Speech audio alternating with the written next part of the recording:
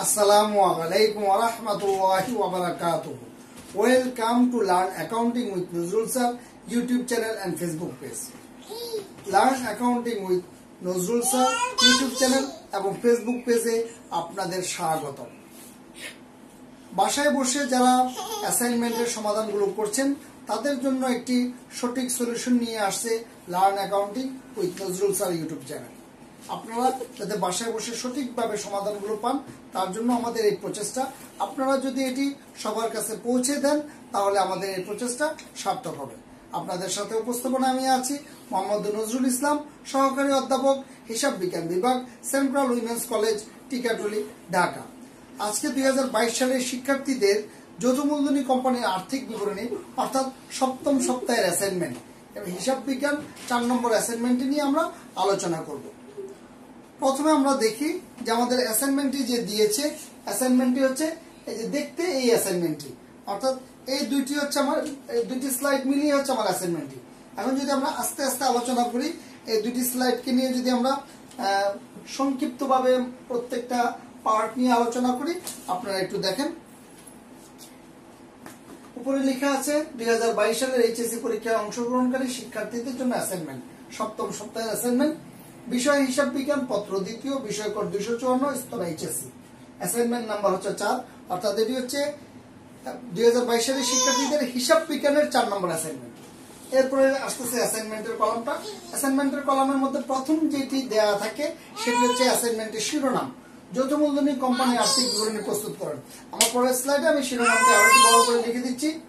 Padma valley লিমিটেডের অনুমোদিত মূলধন প্রতিটি 10 টাকা মূল্যের 70,000 শেয়ার, অর্থাৎ আমার এটি হচ্ছে অনুমোদিত মূলধন, যার মধ্যে ইস্যুকৃত হচ্ছে 40,000 ও বিলিকৃত প্রতি শেয়ার 10 টাকা মূল্যের 32,000 শেয়ার। তাহলে ইস্যুকৃত পেলাম 40,000 শেয়ার, বিলিকৃত এবং আদায়কৃত পাচ্ছি 32,000 শেয়ার। 2020 সালের 31 ডিসেম্বর তারিখে কোম্পানির গ্রামীণ নিম্নরূপ। তার আগে আমরা একটু অ্যাসাইনমেন্টের শিরোনামটা একটু যদি বড় করে দেখে নিই। আমরা যারা অ্যাসাইনমেন্ট জমা দিব, জমা দেওয়ার সময় অ্যাসাইনমেন্টের শিরোনামের ঘরে আমরা লিখবো যৌথ মূলধনী কোম্পানির আর্থিক বিবরণী প্রস্তুতকরণ। এটা হচ্ছে আমার অ্যাসাইনমেন্টের শিরোনাম। তারপরে অ্যাসাইনমেন্টের যে গ্রামীণটি যে নিম্নরূপ ছিল, গ্রামীণের মধ্যে আমরা আসি। হিসাব শিরোনাম ডেবিট টাকা, হিসাব শিরোনাম ক্রেডিট টাকা। ডেবিট পাশে আমরা পাচ্ছি সুনাম 45,000 টাকা, 10% বিনিয়োগ 1/6/2020। আমরা দেখেছি অঙ্কটা আমার 2020 সালের, তাহলে 1/6/20 থেকে 31 ডিসেম্বর 20 পর্যন্ত 7 মাস, অর্থাৎ বিনিয়োগের সুদ ধরার সময় আমি 7 মাসের ধরবো। এখানে 6 বলতে 6 থেকে 1/6 থেকে, তাহলে আমরা বিনিয়োগের সুদটা ধরবো 7 মাসের। যন্ত্রপাতি দেওয়া আছে 80,000 টাকা, আসবাবপত্র 65,000 টাকা, মজুত পণ্য 1/1/2020 অর্থাৎ প্রারম্ভিক মজুত পণ্য হচ্ছে 15,000 টাকা, ক্রয় 1,90,000 টাকা, ফেরত 2,000 টাকা অর্থাৎ বিক্রয় ফেরত 2,000 টাকা। ক্রেডিট পাশে আমরা একটু দেখি। শেয়ার মূলধন 3,20,000 টাকা, শেয়ার অধিহার 20,000 টাকা, বিবিধ পাওনাদার অর্থাৎ প্রতি হিসাব 50,000 টাকা, 12% ঋণপত্র 1/4/2020 35,000 টাকা, অর্থাৎ সুদ ধরবো আমরা 9 মাসে। সঞ্চিতি তহবিল 45,000 টাকা, বিক্রয় 4,02,000 টাকা, ফেরত অর্থাৎ ক্রয় ফেরত হচ্ছে 3,000 টাকা। এরপর আমরা আসি ডেবিট পাশে। বেতন 5,000 টাকা, মজুরি 7,000 টাকা, ক্রয় পরিবহন 8,000 টাকা, ভাড়া 3/1 কারখানা। যেহেতু কারখানার খরচ আছে তার মানে এটি একটি উৎপাদনকারী প্রতিষ্ঠান। উৎপাদনকারী প্রতিষ্ঠান হলে কলকবজা যন্ত্রপাতির অপচয় আমাদের কি বলে বিক্রিত পণ্যের ব্যয় নির্ণয় করার সময় আসবে। ইজারা সম্পত্তি 10 বছর, 10/1 আমরা অবলম্বন দেখাবো। অফিস সাপ্লাইজ 10,000 টাকা, বিবিধ দেনাদার 50,000 টাকা, অনাদায়ী পাওনা 2,000 টাকা। ক্রেডিট পাশে আছে অনাদায়ী পাওনা সঞ্চিতি 3,000 টাকা, অর্থাৎ পুরাতন অনাদায়ী পাওনা সঞ্চিতি। সর্বোৎকৃষ্ট পণ্যের জন্য পুরস্কার 5,000 টাকা, এটা আমার একটা অপরিচালন আয়ের ঘরে আসবে। বকেয়া বেতন 3,000 টাকা, প্রদেয় বিল 12,000 টাকা, নিদাবি লভ্যাংশ 5,000 টাকা, কমিশন 5,000 টাকা, শেয়ার হস্তান্তর ফি 4,000 টাকা। এরপরে ডেবিট পাশে আমরা পাচ্ছি নগদ 10,000 টাকা, ব্যাংক জমা 1 লক্ষ টাকা, প্রাথমিক খরচ 10,000 টাকা, বিলম্বে পণ্য সরবরাহের ক্ষতিপূরণ 6,500 টাকা। প্রশ্নের মধ্যে এইভাবেই দেওয়া ছিল, যেটা 6,500 টাকায় হবে। দালান করে 1,20,000 টাকা, অডিট ফি 5,000 টাকা, লভ্যাংশ প্রদান 11,500 টাকা। ক্রেডিট পাশে আছে পুঞ্জীভূত অবচয় যন্ত্রপাতি 2,000 টাকা। যোগফল 9,14,000 টাকা ডেবিট পাস, ক্রেডিট পাশের যোগফল 9,14,000 টাকা। এরপর হচ্ছে অ্যাসাইনমেন্ট ঘরে আরো আছে সমন্বয় সমূহ। সমন্বয়ের মধ্যে আমরা পাচ্ছি কি, 1 নম্বরে সমাপনী মজুদ পণ্য 90,000 টাকায় মূল্যায়ন করা হয়েছে এবং এর মধ্যে 2,500 টাকা মূল্যায়ন অব্যবহৃত সাপ্লাইজ অন্তর্ভুক্ত আছে। তাহলে আমরা কি করবো, সমাপনী মজুদ পণ্য 90,000 থেকে 2,500 বাদ দিয়ে লিখবো। আবার আমরা সাপ্লাইজ থেকে 2,500 টাকা বাদ দিয়ে দেখাবো। বাকিটা যেটা অব্যবহৃত সেটা আমরা সম্পদ পাশে দেখাবো, যে অংশটুকু ব্যবহৃত হয়েছে সেটা আমরা বিশদ আয় বিবরণীতে দেখাবো। 2 নম্বরে শেয়ার অধিহারের অর্ধাংশ প্রাথমিক খরচ অবলোকনের জন্য সমন্বিত হবে। অর্থাৎ শেয়ার অধিহার যা আছে 20,000 টাকা আছে, এর মধ্যে 10,000 টাকা দিয়ে আমি প্রাথমিক খরচের অবলোকন করবো এবং অবশিষ্ট অংশ অর্থাৎ শেয়ার অধিহারের বাকি 10,000 টাকা আমরা কি করবো, সঞ্চিত তহবিলে স্থানান্তর করে দিব। নিট মুনাফার 5,000 টাকা দিয়ে নিমজ্জিত তহবিল তৈরি করতে হবে। একটি নিমজ্জিত তহবিল তৈরি করব, এটা হচ্ছে নিট মুনাফা থেকে 5,000 টাকা নিয়ে। বিবিধ দেনাদারের 5,000 টাকা অনাদায়ী পাওনা বাবদ অবলোকন করতে হবে, অর্থাৎ নতুন অনাদায়ী পাওনা 5,000 টাকা, অবশিষ্ট দেনাদারের উপর 5% নিয়ে অনাদায়ী দেনা সঞ্চিতি তৈরি করতে হবে, অর্থাৎ নতুন অনাদায়ী পাওনা সঞ্চিতি। 5 নম্বরে কোম্পানির 1,000 টাকা একটি দুর্ঘটনাজনিত দাবি রয়েছে যা এখন পর্যন্ত কোম্পানি অস্বীকার করেছে। এরপর হচ্ছে 6 নম্বরে এটা আমরা দেখাবো কি বলে, সম্ভাব্য দায় বা সম্ভাব্য ক্ষতি নামে। এটা আমরা দুই ভাবে দেখাইতে পারি, দায় পাশে ইনার কলামের ভিতরে দেখাই দিতে পারি, অথবা অঙ্কের বাইরে আমরা টিকা আকারে দেখাই দিতে পারি যে সম্ভাব্য দায় কোম্পানির 1,000 টাকার একটি দুর্ঘটনাজনিত দাবি রয়েছে যা এখন পর্যন্ত কোম্পানি অস্বীকার করছে। এটা আমরা সম্ভাব্য ক্ষতি হিসেবে দেখাইতে পারি। 6 নম্বরে যন্ত্রপাতির মধ্যে নতুন যন্ত্রপাতি অন্তর্ভুক্ত আছে, অর্থাৎ যার ক্রয় মূল্য 5,000 টাকা, যন্ত্রপাতি যেটা লেখা আছে তার মধ্যে 5,000 টাকা হচ্ছে নতুন ক্রয়, এটা অন্তর্ভুক্ত আছে, অন্তর্ভুক্ত করার প্রয়োজন নেই। কিন্তু অবচয় ধরার সময় এই 5,000 টাকা বাদ দিয়ে বাকি টাকার উপর 1 বছরের দেবো আর 5,000 টাকার উপর 6 মাসের দেবো, যা 1 জুলাই 2020 তারিখে ক্রয়কৃত যন্ত্রপাতির উপর অবচয়ের হার 5%। এরপর আসি 7 নম্বরে ক্যাশিয়ার কর্তৃক ক্যাশ বাক্স থেকে টাকা চুরি হয়েছে 1,000 টাকা, যা হিসাবভুক্ত হয়নি। এটা বিশদ আয় বিবরণীতে অপরিচালন ব্যয়ের মধ্যে বিবিধ ক্ষতি নামে দেখাবো, আর হাতে নগদ থেকে আমরা 1,000 টাকা বাদ দিয়ে দেখাবো। আসবাবপত্র অপর 10% অপচয় ধরতে হবে, আমরা বিশদ আয় বিবরণীতে অপচয় দেখাবো, আসবাবপত্র থেকে বাদ দিয়ে দেখাবো। শেয়ার মূলধনের উপর 5% লভ্যাংশ ঘোষণা করো, আমরা লভ্যাংশ ঘোষণা করবো। একবার আমরা সংরক্ষিত আয় বিবরণীতে দেখাবো, আর একবার আমরা ব্যালেন্স শিটে দায় পাশে দেখাবো। আমাকে করতে বলেছে কতে 2020 সালের 31 ডিসেম্বর তারিখে সমাপ্ত বছরের জন্য বিশদ আয় বিবরণী প্রস্তুত করো। খতে জানতে চেয়েছে 2020 সালের 31 ডিসেম্বর তারিখে সমাপ্ত বছরের জন্য সংরক্ষিত আয় বিবরণী প্রস্তুত করো। গতে আমাকে বলেছে 2020 সালের 31 ডিসেম্বর তারিখে কোম্পানির শেয়ার হোল্ডারদের মালিকানা সত্ত্ব বিবরণী প্রস্তুত করো। ঘতে আমার কাছে জানতে চেয়েছে 2020 সালের 31 ডিসেম্বর তারিখে কোম্পানির আর্থিক অবস্থার বিবরণী প্রস্তুত করো। এটা ছিল আমার অ্যাসাইনমেন্ট কলাম। এরপরের কলামটা হচ্ছে শিক্ষণফল বা বিষয়বস্তু। যৌথ মূলধনী কোম্পানির আর্থিক বিবরণী গুরুত্ব উপলব্ধি করতে পারবে, কোম্পানির সকল আর্থিক বিবরণী আইনসম্মত কাঠামো অনুযায়ী তৈরি করতে পারবে, অর্থাৎ বিশদ আয় বিবরণী, মালিকানা সত্ত্ব বিবরণী, সংরক্ষিত আয় বিবরণী, আর্থিক অবস্থার বিবরণী সবগুলো তৈরি করতে পারবে। এখানে বলতেছে নির্দেশনা, সংকেত, ধাপ বা পরিধি, বহুধাপ বিশদ আয় বিবরণী পড়তে হবে, ছক অনুযায়ী করতে হবে, কোম্পানি আইন 1994 অনুযায়ী করতে হবে। অর্থাৎ আমি অঙ্কগুলো কিভাবে করব, কিভাবে শিখবো, কোন পদ্ধতিতে শিখবো, এই বিষয়গুলো নিয়ে এখানে আলোচনা করা আছে। এরপর আমার মূল্যায়ন নির্দেশনা রুব্রিক্স, অর্থাৎ আমি কতটুকু অ্যান্সার করলে কত নাম্বার পাবো, এই বিষয়টি এখানে আলোচনায় আসছে। মুনাফা জাতীয় 1 নম্বর আছে মুনাফা জাতীয় আয় ব্যয়ের যথাযথ ধাপ অনুসরণ। এখানে বানান যেটা ভুল আছে এটা প্রশ্নের মধ্যে এইভাবে ভুল ছিল, তাই আমি সংশোধন করিনি। তাহলে মুনাফা জাতীয় আয় ব্যয়, অর্থাৎ আমি যদি বিশদ আয় বিবরণী করব, বিশদ আয় বিবরণীর মধ্যে আমার যদি মোট মুনাফা ভুল নির্ণীত হয় তাহলে আমি 1 পাবো, মোট মুনাফা ঠিক অর্থাৎ মোট মুনাফা পর্যন্ত যদি ঠিক হয় তাহলে আমি 2 পাবো। আর যদি মোট মুনাফা ঠিক কিন্তু নিট মুনাফা ভুল, এখানে নিট মুনাফা নির্ণয় করিনি, নির্ণয় করছি কিন্তু ভুল, নির্ণয় করিনি মোট মুনাফা পর্যন্ত করছি তাহলে 2, মোট মুনাফা করছি নিট মুনাফা করছি কিন্তু নিট মুনাফা ভুল হয়েছে তাহলে 3, আর সঠিকভাবে নিট মুনাফা নির্ণীত হলে 4। আমি আবার বলতেছি, শুধু মোট অঙ্ক করেছি, মোট মুনাফা হয় না, নিট মুনাফা হয় নাই। মোট মুনাফা না হলে 1, মোট মুনাফা হয়েছে এরপর আর করি নাই তাহলে 2, মোট মুনাফা হয়েছে নিট মুনাফা পর্যন্ত করেছি, কিন্তু নিট মুনাফা ভুল হয়েছে, তাহলে 3। আর সঠিকভাবে নিট মুনাফা করলে 4। এরপরে সংরক্ষিত আয় বিবরণী প্রস্তুত করুন। অসম্পূর্ণ থাকলে 1, আংশিক সঠিক হলে 2, অধিকাংশ যদি সঠিক হয় তাহলে 3, সম্পূর্ণ সঠিক হলে 4। এরপর হচ্ছে মালিকানা সত্ত্ব বিবরণী প্রস্তুত করুন। অসম্পূর্ণ হইলে 1, আংশিক সঠিক হইলে 2, অধিকাংশ সঠিক হইলে 3, সম্পূর্ণ সঠিক হইলে 4।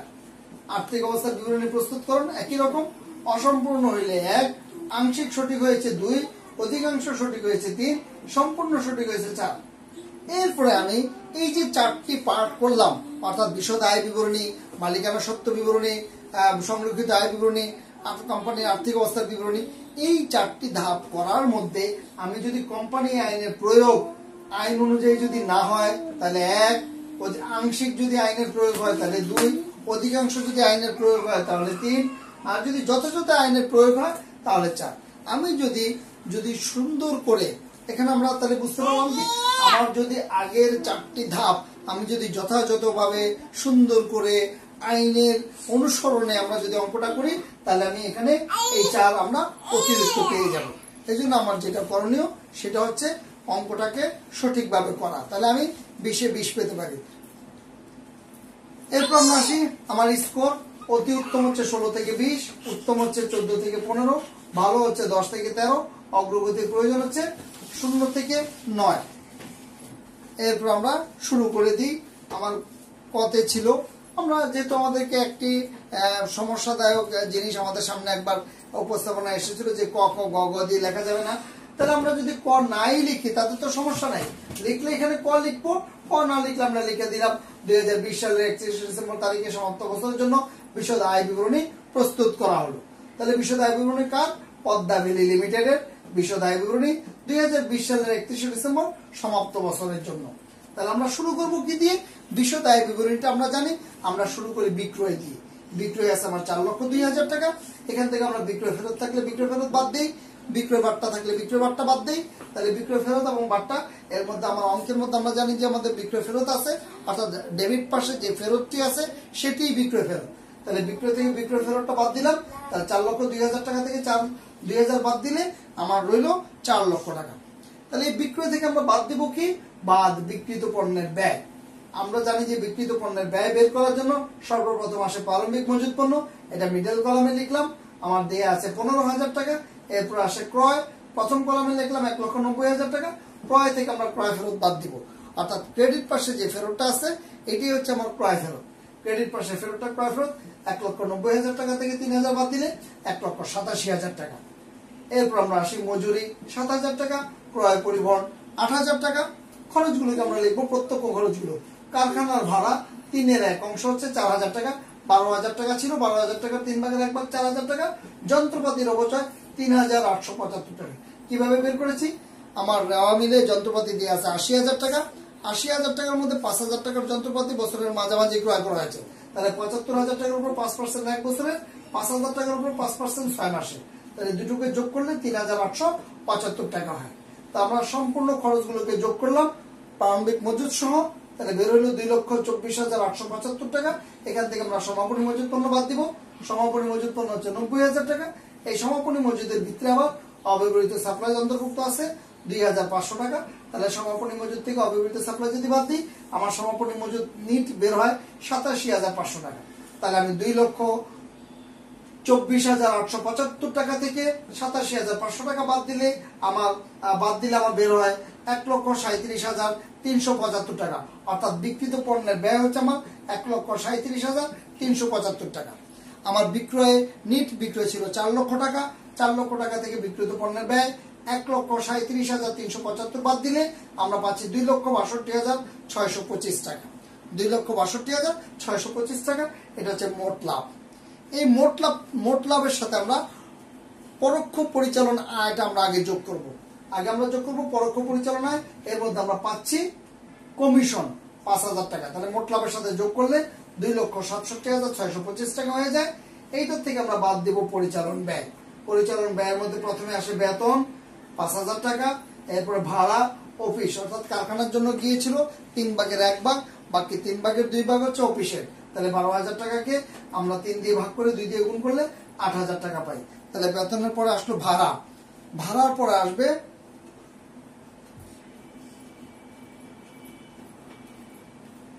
আচ্ছা জিনিসটা এখানে ডাবল হয়ে গেছে, বেতনের পরে আসবে ভাড়া, ভাড়ার পরে আসবে ইজারা সম্পত্তির অবলোপন, অর্থাৎ 60,000 টাকা আমার ইজারা সম্পত্তি ছিল, 10 দিয়ে ভাগ করে আমার 6,000 টাকা আমার ইজারা সম্পত্তির অবলোপন আসলো। এরপর অফিস সাপ্লাইজ 10,000 টাকা, এর মধ্যে থেকে অব্যবহৃত রয়েছে 2,500 টাকা। তাহলে অফিস সাপ্লাইজ এর যে ব্যয়টা, তাহলে আমরা কি 10,000 টাকা থেকে 2,500 টাকা বাদ দিলে 7,500 টাকা অফিস সাপ্লাইজ বাবদ ব্যয়। এখানে আমরা একটু লিখবো অফিস সাপ্লাইজ বাবদ ব্যয়, একটু কথাটা উল্লেখ করে দিব অফিস সাপ্লাইজ বাবদ ব্যয়। এরপর আমরা আসি অনাদায়ী পাওনা, আমার রেওয়া মিলে দেয়া আছে 2,000 টাকা, যোগ নতুন অনাদায়ী পাওনা সমন্বয় দেয়া আছে 5,000 টাকা, তাহলে 2,000 এর সাথে 5,000 যোগ করলে 7,000 টাকা, যোগ নতুন অনাদায়ী পাওনা সঞ্চিতি, আমার রেওয়া মিলে বিবিধ দেনাদার বা প্রাপ্য হিসাব ছিল 50,000 টাকা, এখান থেকে নতুন অনাদায়ী পাওনা 5,000 বাদ দিলাম, বাদ দিয়ে বাকি টাকার উপর 5% 2,250 টাকা। তাহলে নতুন অনাদায়ী পাওনা সঞ্চিতি পাচ্ছি 2,250 টাকা, 7,000 এর সাথে 2,250 যোগ করলে 9,250 টাকা হয়। এখান থেকে আমরা পুরাতন অনাদায়ী পাওনা সঞ্চিতি বাদ দিব, যেটা রেওয়া মিলের ক্রেডিট পাশে আছে 3,000 টাকা। তাহলে 9,250 টাকা থেকে 3,000 বাদ দিলে 6,250 টাকা আসে। এরপরে বিলম্বে পণ্য সরবরাহের ক্ষতিপূরণ 6,500 টাকা, অডিট ফি 5,000 টাকা, আসবাবপত্রের অপচয় 65,000 টাকার উপর 10%-এ 6,500 টাকা। তা আমাদের এই যে পরিচালন ব্যয় যা আছে যোগ করলে আমার আসতেছে 50,750 টাকা। পরিচালন ব্যয়গুলো যোগ করলে আমরা পাচ্ছি কত? 50,750 টাকা। তাহলে আমরা পরোক্ষ পরিচালন আয় যোগ করার পরে যেটা পেয়েছিলাম সেখান থেকে পরিচালন ব্যয় যদি বাদ দিই, বাদ দিলে আমরা পাবো 2,16,875 টাকা। অর্থাৎ এটি হচ্ছে আমার প্রতিষ্ঠানের পরিচালন মুনাফা। তাহলে পরিচালন মুনাফার সাথে আমার কি হবে? অপরিচালন আয় যোগ হবে। অপরিচালন আয়ের মধ্যে সর্বপ্রথম আমার আসবে সর্বোৎকৃষ্ট পণ্যের জন্য পুরস্কার 5,000 টাকা, শেয়ার হস্তান্তর ফি 4,000 টাকা। আরেকটি বিষয়, আমি অঙ্কে বোঝানোর জন্য বিভিন্ন কালার ইউজ করেছি, কিন্তু আপনাদের কিন্তু পরীক্ষায় অর্থাৎ অ্যাসাইনমেন্টে শুধু কালো কালি দিয়ে লিখতে হবে। আমি এগুলো ডিফারেন্সটা বুঝিয়েছি যাতে আপনারা বুঝতে পারেন, এই জন্য। কিন্তু পরীক্ষার খাতায় শুধু কালো কালি দিয়ে লিখবেন। তাহলে সর্বোৎকৃষ্ট পণ্যের জন্য পুরস্কার 5,000 টাকা, শেয়ার হস্তান্তর ফি 4,000 টাকা, বিনিয়োগের সুদ 1 লক্ষ টাকা বিনিয়োগ, 10% টাকা সুদ, 7 মাসের সুদ ধরতে হবে 5,833 টাকা। তাহলে এই তিনটি অপরিচালন আয় বা অপরিচালন মুনাফা যোগ করলে আমরা পাচ্ছি 14,833 টাকা। পরিচালন মুনাফার সাথে অপরিচালন আয় যোগ করলে 2,31,708 টাকা। এখান থেকে আমাদের বাদ দিতে হবে অপরিচালন ব্যয়। অপরিচালন ব্যয়ের মধ্যে প্রথমে আমরা পাচ্ছি বিবিধ ক্ষতি, কেশিয়ার যেই টাকাটা চুরি করেছে সেটি আমরা বিবিধ ক্ষতি নামে দিব। এরপরে ঋণের সুদ 35,000 টাকার উপর 12%, 9 মাসের সুদ 3,150 টাকা। এই দুটি যোগ করলে আমরা পাচ্ছি 4,150 টাকা। তাই 2,31,708 টাকা থেকে 4,150 টাকা বিয়োগ করলে আমরা নিট লাভ পাচ্ছি 2,27,588 টাকা। তাহলে আমরা নিট লাভ পাচ্ছি 2,27,588 টাকা। এটা ছিল আমার প্রথমের ক, অর্থাৎ আমার বিশদ আয় বিবরণী শেষ। এখন এরপর আমরা দেখবো খতে। খতে আমার আছে, আমরা খ লিখিনি, 2020 সালের 31শে ডিসেম্বর তারিখে সমাপ্ত বছরের জন্য সংরক্ষিত আয় বিবরণী প্রস্তুত করা হলো। অর্থাৎ খতে আমার কাছে চেয়েছে সংরক্ষিত আয় বিবরণী। সংরক্ষিত আয় বিবরণীর মধ্যে আমরা প্রথমে লিখি পদ্মা ভ্যালি লিমিটেডের সংরক্ষিত আয় বিবরণী 2020 সালের 31শে ডিসেম্বর সমাপ্ত বছরের জন্য। এই সংরক্ষিত আয় বিবরণী করার জন্য সর্বপ্রথম আমার যদি রেওয়া মিলে সংরক্ষিত আয় বিবরণীর বা সংরক্ষিত তহবিলের ব্যালেন্স দেয়া থাকে, তাহলে সেটি আমার আসবে সর্বপ্রথম। ওইটার সাথে চলতি বছরের নিট মুনাফা যোগ হবে। যেহেতু আমার এই অঙ্কের মধ্যে রেওয়া মিলে সংরক্ষিত আয় বিবরণীর কোনো ব্যালেন্স দেয়া নেই, তাই আমার চলতি বছরের নিট মুনাফা দিয়ে আমি শুরু করলাম। তাহলে চলতি বছরের নিট মুনাফা হচ্ছে 2,27,558 টাকা, যেটি আমরা এই যে 2,27,558 টাকা আমরা বিশদ আয় বিবরণীর মাধ্যমে পেয়েছি। এরপর এখান থেকে আমার বাদ যাবে মুনাফা বন্টন ও সমন্বয় সমূহ। এর মধ্যে সর্বপ্রথম আমরা পাচ্ছি লভ্যাংশ প্রদান, রেওয়া মিলে দেয়া আছে 11,500 টাকা। নিমজ্জিত তহবিল স্থানান্তর এটি সমন্বয় দিয়ে আছে 5,000 টাকা। ঘোষণাকৃত লভ্যাংশ, লভ্যাংশ ঘোষণার কথা বলা আছে। আমার আদায়কৃত মূলধন হচ্ছে 3,20,000 টাকা, তার উপর 5% 16,000 টাকা। তাহলে এই তিনটা যদি আমি যোগ করি 32,500 টাকা। 2,27,558 টাকা থেকে 32,500 টাকা যদি বিয়োগ করি তাহলে আমি পাচ্ছি 1,95,058 টাকা সংরক্ষিত আয় বিবরণীর উদ্বৃত্ত। এটি ব্যালেন্স শিট দায় পাশে সঞ্চিত উদ্বৃত্ত তহবিলের কলামে যাবে। এরপর আমরা আসি গতে। গতে আমার কাছে চেয়েছে 2020 সালের 31 ডিসেম্বর তারিখে কোম্পানির শেয়ার হোল্ডারদের মালিকানা সত্ত্ব বিবরণী প্রস্তুত করো। আমরা প্রস্তুত করা হলো। ইতিপূর্বে আমরা যে ভিডিওটি দিয়েছিলাম, আপলোড করেছিলাম, সেখানে আমরা দেখিয়েছিলাম যে শেয়ার হোল্ডারদের মালিকানা সত্ত্ব বিবরণী এভাবে তৈরি করতে হয়। হ্যাঁ, এটা কথা ঠিক আছে যে শেয়ার হোল্ডারদের মালিকানা সত্ত্ব বিবরণী এভাবে তৈরি করা লাগে। তবে এটি করতে হয় যদি শুধু শেয়ার হোল্ডারদের মালিকানা সত্ত্ব বিবরণী তৈরি করতে বলে তখন সরাসরি এটা তৈরি করতে হয়। যদি কোনো অঙ্কের মধ্যে প্রথমে সংরক্ষিত আয় বিবরণী চায় এবং সংরক্ষিত আয় বিবরণী চাওয়ার পরের স্টেপে শেয়ার হোল্ডারদের মালিকানা সত্ত্ব বিবরণী চায়, তখন আমরা এই ছকটি ব্যবহার না করে আমরা এভাবে করব। তখন আমরা কি বলে উলম্ব ফরম্যাটে করব, আমরা এই ছকটা করবো আর কি। তখন আমরা পদ্মাবলী লিমিটেডের শেয়ার হোল্ডারদের মালিকানা সত্ত্ব বিবরণী 2020 সালের 31 ডিসেম্বর সমাপ্ত বছরের জন্য। প্রথমে লিখবো আমরা শেয়ার মূলধন। শেয়ার মূলধনের মধ্যে যদি আমার সাধারণ শেয়ার মূলধন, অগ্রাধিকারযুক্ত শেয়ার মূলধন থাকে সেগুলো সবগুলো যোগফলকে নিয়ে আসবো। এরপর হচ্ছে শেয়ার অধিয়ার। শেয়ার অধিয়ার থাকলে শেয়ার অধিয়ারকে নিয়ে আসবো। শেয়ার অধিয়ার থেকে প্রাথমিক খরচের অবলম্বন ছিল 10,000 টাকা, বিয়োগ করলে আমরা পাচ্ছি 10,000 টাকা। এমনকি সঞ্চিত তহবিল স্থানান্তর ছিল 10,000 টাকা, বিয়োগ করলে আমার কিছু থাকছে না। এরপর আছে আমার সঞ্চিত তহবিল 45,000 টাকা। এই যে শেয়ার হোল্ডার শেয়ার অধিয়ার থেকে 10,000 টাকা ট্রান্সফার করেছি, সেটা সঞ্চিত তহবিল আসবে। শেয়ার অধিয়ার থেকে সঞ্চিত তহবিল স্থানান্তর 10,000 টাকা। তাহলে 45,000-এর সাথে 10,000 যোগ করলে 55,000 হলো। এরপরে নিমজ্জিত তহবিল স্থানান্তর ছিল 5,000 টাকা। অবন্টিত মুনাফা অর্থাৎ সংরক্ষিত আয় বিবরণীর সমাপনী উদ্বৃত্ত 1,95,058 টাকা। তা আমরা যদি যোগ করি তখন আমার চলে আসবে 5,75,058 টাকা, অর্থাৎ শেয়ার মালিকদের সত্ত্ব। আমরা এই ফরম্যাটে কখন করব? যখন আমাকে প্রথমে সংরক্ষিত আয় বিবরণী করতে বলবে এবং সংরক্ষিত আয় বিবরণীর পরবর্তীতে যদি বলে যে মালিকানা সত্ত্ব বিবরণী করো, তখন আমরা এই ফরম্যাটে করব।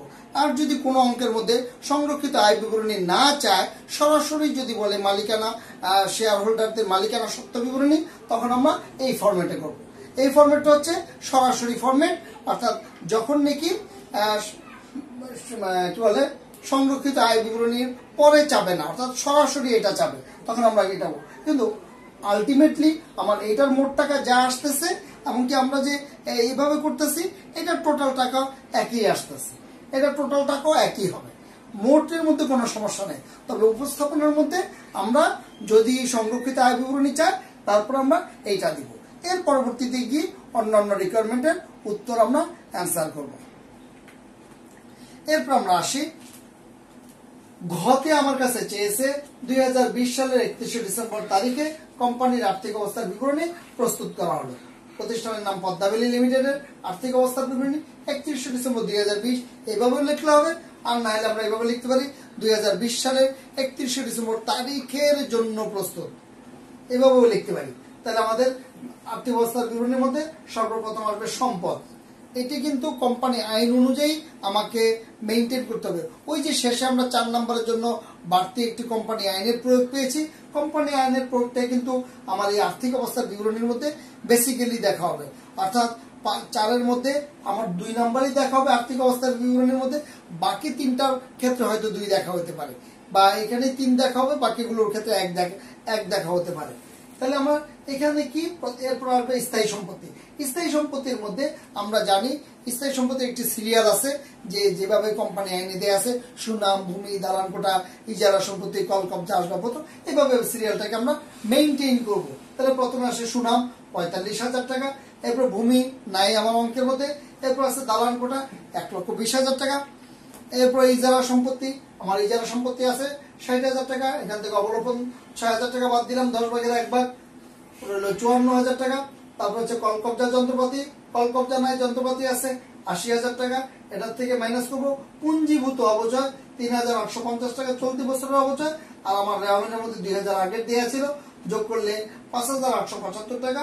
80,000 টাকা থেকে 5,875 বাদ দিলে 74,125 টাকা। এরপর আমার আছে আসবাবপত্র। আসবাবপত্র 65,000 টাকা, এখান থেকে পুঞ্জীভূত অবচয় বাদ দিব 6,500 টাকা, বাদ দিলে থাকে 58,500 টাকা। আমরা মোট স্থায়ী সম্পত্তি যোগ করলে আমরা পাচ্ছি 3,51,625 টাকা। এরপরে হেডলাইন হচ্ছে বিনিয়োগ। আমরা জানি যে সম্পদ পাশের 4টি হেডলাইন, সম্পদ পাশের 4টি হেডলাইন, দায় পাশের 4টি হেডলাইন। 4টি হেডলাইন হচ্ছে প্রথমে স্থায়ী সম্পত্তি, তারপর বিনিয়োগ, তারপর চলতি সম্পত্তি, এরপর অসমন্বয়কৃত ব্যয়সমূহ। সম্পদ পাশের 4টা হেডলাইন হচ্ছে, প্রথমটি হচ্ছে স্থায়ী সম্পদ, স্থায়ী সম্পত্তি, তারপর হচ্ছে বিনিয়োগ, তারপর হচ্ছে চলতি সম্পদ, এরপরে হচ্ছে অসমন্বয়কৃত ব্যয়সমূহ। তাহলে আসি, দ্বিতীয় হেডলাইন হচ্ছে বিনিয়োগ। বিনিয়োগ আমার রেওয়ামিলে দেওয়া আছে 10% বিনিয়োগ, 1/6/2020 সরাসরি 1 লক্ষ টাকা। বিনিয়োগের বকেয়া সুদ কিন্তু চলতি সম্পদে আসে, বিনিয়োগের সাথে যোগ হয় না। আমরা বিনিয়োগের সাথে বিনিয়োগের সুদকে যোগ করব না। এরপরে চলতি সম্পদ। চলতি সম্পদের মধ্যে সর্বপ্রথম আসে বিনিয়োগের অনাদায়ী সুদ 5,833 টাকা। এরপরে আছে সমাপনী মজুদ পণ্য 87,000 টাকা। এরপর আছে বিবিধ দেনাদার, যেটাকে আমরা প্রাপ্য হিসাবে নামে চিনি, 50,000 টাকা। এখান থেকে নতুন অনাদায়ী পাওনা বাদ যাবে 5,000 টাকা, রইল 45,000 টাকা। এখান থেকে নতুন অনাদায়ী পাওনা সঞ্চিতি বাদ যাবে 2,250 টাকা, রইল 42,750 টাকা। এরপর হাতে নগদ 10,000 টাকা। এখান থেকে বিবিধ ক্ষতি, অর্থাৎ ক্যাশিয়ার যে টাকাটা চুরি করেছে সেই টাকাটা, 10,000 থেকে 1,000 বাদ দিলে থাকবে 9,000 টাকা। এরপর ব্যাংকে জমা আছে আমার 1 লক্ষ টাকা। এরপর অব্যবহৃত সাপ্লাইজ 2,500 টাকা। এগুলোকে যদি যোগ করি আমরা চলতি সম্পদ পাচ্ছি 2,47,583 টাকা। এরপরে লাস্ট হেডলাইন হচ্ছে অসমন্বিত ব্যয়। প্রাথমিক খরচ দেওয়া আছে 10,000 টাকা, মাইনাস শেয়ার ও দিয়ার দ্বারা অবলম্বন 10,000 টাকা। 10,000 টাকা থেকে 10,000 টাকা চলে গেলে আর কোনো টাকা থাকতেছে না। সম্পদ পাশের 4টি হেডলাইনের মধ্যে একটি হেডলাইন 0, বাকি 3টি হেডলাইন যদি আমি যোগ করি আমি পাচ্ছি 6,99,208 টাকা। আমি যদি বাকি 4টি হেডলাইন যোগ করি আমি পাচ্ছি, এখানে একটি দাগ হবে, আপনারা একটি দাগ দিয়ে নেবেন, এটা আমার প্রিন্টিং মিস্টেক, এখানে একটি দাগ হবে, প্রিন্টিং মিস্টেক হয়েছে। তাহলে 6,99,208 টাকা। তাহলে মোট সম্পদ আমরা পেয়ে গেলাম। সম্পদের নিচেই এটা ফরম্যাটটা চলতে থাকবে। এরপর শেয়ার হোল্ডারদের সত্ত্ব দায়সমূহ। শেয়ার হোল্ডারদের সত্ত্ব দায়সমূহ মধ্যেও আমরা কয়টি হেডলাইন পাবো? আমরা হেডলাইন পাবো 4টি। একটি হচ্ছে শেয়ার মূলধন, একটি হচ্ছে সঞ্চিতি উদ্বৃত্ত, একটি দীর্ঘমেয়াদী দায়, আর কি পাবো আমরা চলতি দায় ও ভবিষ্যৎ ব্যবস্থা। তাহলে শেয়ার হোল্ডারদের সত্ত্ব দায়সমূহের মধ্যে প্রথম হেডলাইন হচ্ছে শেয়ার মূলধন। শেয়ার মূলধনের মধ্যে কিছু সাব হেডলাইন আছে। প্রথমটি হচ্ছে অনুমোদিত মূলধন, প্রতিটি 10 টাকা মূল্যের 70,000 শেয়ার বা 70,000 শেয়ারে বিভক্ত লিখতে পারি। তাহলে 70,000 ইন্টু 10 টাকা 7 লক্ষ টাকা, 2 দাগ দিয়ে ক্লোজ। এরপর ইস্যুকৃত মূলধন প্রতিটি 10 টাকা মূল্যের 40,000 শেয়ার বা 40,000 শেয়ারে বিভক্ত লিখতে পারি। তাহলে 40,000 ইন্টু 10 টাকা 4 লক্ষ টাকা, 2 দাগ দিয়ে ক্লোজ। আমরা জানি যে আদায়কৃত মূলধনটা ক্লোজ হয় না। এরপর বিলিকৃত ও আদায়কৃত মূলধন প্রতিটি 10 টাকা মূল্যের 32,000 শেয়ার। তাহলে 32,000 শেয়ার 10 টাকা করে 3,20,000 টাকা। এটি আর ক্লোজ হবে না, এটি নিচে যোগফলে যাবে। এরপরে হেডলাইন হচ্ছে সঞ্চিতি ও উদ্বৃত্ত। প্রথমে আসবে শেয়ার অধিয়ার 20,000 টাকা। শেয়ার অধিয়ার 20,000 টাকা থেকে মাইনাস প্রাথমিক খরচ দ্বারা অবলম্বন 10,000 টাকা। 20,000 টাকা থেকে 10,000 টাকা গেলে 10,000 টাকা। এই 10,000 টাকা মাইনাস সঞ্চিতি তহবিল স্থানান্তর 10,000 টাকা। এই 10,000 টাকা এই যে সঞ্চিতি তহবিল স্থানান্তর করে দিলাম, তাহলে আমার শেয়ার অধিয়ারের ব্যালেন্সটাও 0 হয়ে গেল। এরপর আছে সঞ্চিতি তহবিল 45,000 টাকা যোগ শেয়ার অধিয়ার থেকে স্থানান্তর 10,000 টাকা। তাহলে এই শেয়ার অধিয়ার এখানে বললাম যে সঞ্চিতি তহবিল স্থানান্তর, এখানে বললাম শেয়ার অধিয়ার থেকে স্থানান্তর। তাহলে এই 10,000 এখানে চলে আসছে। তাহলে 45-এর সাথে 10 যোগ করলে 55,000 টাকা হচ্ছে। এরপর আমরা আসি নিমজ্জিত তহবিল 5,000 টাকা। সংরক্ষিত আয় বিবরণীর উদ্বৃত্ত ছিল আমার 1,95,058 টাকা। সবগুলোকে যদি আমি যোগ করি আমি পাচ্ছি 2,55,058 টাকা। এরপর দীর্ঘমেয়াদী দায় বা দীর্ঘমেয়াদী ঋণ 12% ঋণপত্র 1/4/2020 ছিল 35,000 টাকা। এটা আরেকটি হেডলাইন। তারপরে হেডলাইন হচ্ছে চলতি দায় ও ভবিষ্যৎ ব্যবস্থা। এর মধ্যে প্রথমে আসবে বিবিধ পাওনাদার বা প্রদেয় হিসাব 50,000 টাকা। এরপরে ঋণের বকেয়া সুদ 35,000 টাকার উপর 12% 9 মাসের 3,150 টাকা। এরপরে বকেয়া বেতন 3,000 টাকা, প্রদেয় বিল 12,000 টাকা, ঘোষণাকৃত লভ্যাংশ 16,000 টাকা, নিদাবি লভ্যাংশ 5,000 টাকা। এগুলো আমরা যোগ করলে আমরা পাচ্ছি 89,150 টাকা। তাহলে দায় পাশে যে 4টি হেডলাইন আছে, এই 4টি হেডলাইন যদি আমরা একসাথে যোগ করি তাহলে আমরা পাচ্ছি 6,99,208 টাকা। এরপর আমি বলেছিলাম একটি জিনিস আমার আছে, এটি দায় পাশের নিচে আমরা ইনার কলমও লিখতে পারতাম বা আমরা অঙ্কের বাইরে লিখতে পারি। টিকা সম্ভাব্য দায় কোম্পানির 1,000 টাকার একটি দুর্ঘটনা জনিত দাবি রয়েছে যা এখন পর্যন্ত কোম্পানি অস্বীকার করছে। তো এই টিকাটা যদি আমি না দেই তাহলে আমার একটি নাম্বার কাটা যাবে, এটা যে কোনো এক জায়গা থেকে আমার নাম্বারটা কাটা যাবে। টিকাটা আজকের এই অঙ্কের ক্ষেত্রে বাধ্যতামূলক। যদি সম্ভাব্য দায় থাকে তাহলে আমরা টিকাও লিখতে পারি, অঙ্কের ভিতরে এই টিকাটি আমরা এখানে সরাসরি লিখে দিতে পারি, সম্ভাব্য দায় দিয়ে এখানে লিখে দিতে পারি, ইনার কলমে টাকাটা দিতে পারি, বা অঙ্কের বাইরে এইভাবে টিকা আকারে লিখে দিতে পারি। যেটাই করব আমার উভয়টাই আমার জন্য সঠিক। এই দুইটি যে কোনো একটি যদি না করি তাহলে আমার নাম্বার কাটা যাবে। এই ছিল আমার আজকের অ্যাসাইনমেন্ট। যদি ভিডিওটি আপনাদের কাছে ভালো লেগে থাকে তাহলে সকলকে দেখার সুযোগ করে দিন। বন্ধু বান্ধব, আত্মীয় স্বজন যারা উচ্চ মাধ্যমিক 2022 সালের পরীক্ষার্থী আছে, অর্থাৎ ওল্ড ফার্স্ট ইয়ার বা নিউ সেকেন্ড ইয়ার, যে নামে আমরা ডাকি না কেন, এদের কাছে যাতে সবার কাছে সারা বাংলাদেশে প্রত্যেকের কাছে পৌঁছে যায় সেই চেষ্টা করবেন, যাতে সকলের উপকার যদি হয় তাহলে আমার এই কষ্টটি সার্থক হবে। সবাইকে এটি পৌঁছানোর ব্যবস্থার দায়িত্ব আপনাদের। ভালোভাবে করবেন, ভালো থাকবেন সবাই। এই বলে আজকে আমি আমার পড়ানো শেষ করছি। আল্লাহ হাফেজ।